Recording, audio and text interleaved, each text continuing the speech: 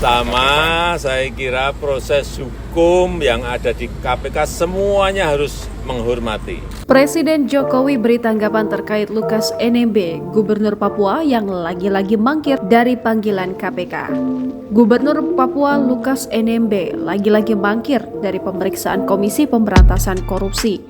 Kendati telah ditetapkan sebagai tersangka kasus dugaan korupsi sejak awal September 2022, belum sekalipun KPK berhasil memeriksa Lukas.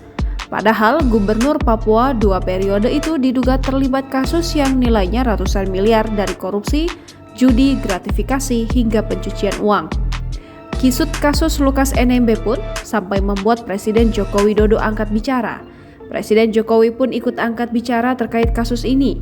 Kepala negara meminta Lukas menghormati panggilan KPK sekaligus proses hukum yang sedang berjalan terhadap dirinya. Jokowi menegaskan, setiap warga negara sama di mata hukum, tak terkecuali Lukas NMB. Semuanya menghormati panggilan dari KPK, menghormati proses hukum yang ada di KPK. Semuanya, ya. Melansir Kompas.com, KPK pertama kali memanggil Lukas NMB pada 12 September 2022. Namun mantan Bupati Puncak Jaya itu mangkir. Lukas kembali dijadwalkan untuk diperiksa pada Senin 26 September 2022. Tetapi, lagi-lagi, panggilan itu tak diindahkan. Kuasa hukum Lukas beralasan kliennya tak memenuhi panggilan karena sakit. Lukas disebut menderita sakit ginjal, jantung, dan kebocoran jantung yang sudah terjadi sejak dia masih kecil. Dia bahkan disebut pernah mengalami stroke sebanyak 4 kali. Kuasa hukum Lukas mengatakan kliennya juga menderita diabetes dan tekanan darah tinggi. Menurut pengacara, dokter selalu mengingatkan Lukas agar tidak berada di bawah tekanan yang bisa memicu naiknya tekanan darah. Menteri Koordinator Bidang Politik, Hukum, dan Keamanan Mahfud MD sebelumnya juga mengimbau Lukas segera memenuhi panggilan lembaga anti rasuah. Mahfud mengatakan, jika dugaan korupsi itu tak terbukti, dipastikan KPK akan menghentikan penyelidikan. Ya kalau dipanggil KPK datang saja. Jika tidak cukup bukti, kami ini semua yang ada di sini menjamin dilepas. Nggak akan dihentikan itu. Tetapi kalau cukup bukti ya harus bertanggung jawab karena kita sudah bersepakat membangun Papua yang bersih dan damai. KPK juga menyampaikan imbauan serupa.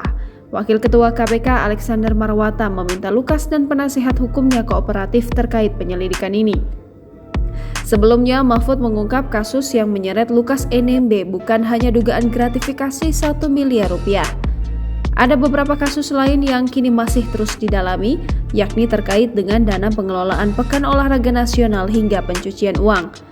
Sementara PPATK mengungkap salah satu temuan mereka adalah terkait setoran tunai yang diduga disalurkan Lukas ke kasino judi. Nilainya ditaksir mencapai ratusan miliar rupiah. Dari PPATK tentang dugaan korupsi atau ketidakwajaran dari penyimpanan dan pengelolaan uang yang jumlahnya ratusan miliar dalam 12 hasil analisis yang disampaikan ke KPK. Tak hanya itu, Ivan mengatakan pihaknya juga menemukan dugaan setoran tunai tak wajar yang dilakukan Lukas dalam jangka waktu pendek dengan nilai fantastis mencapai 5 juta dolar Singapura. Kemudian masih dengan metode setoran tunai, tercatat ada pembelian jam tangan mewah senilai 55.000 dolar Singapura atau sekitar 550 juta rupiah.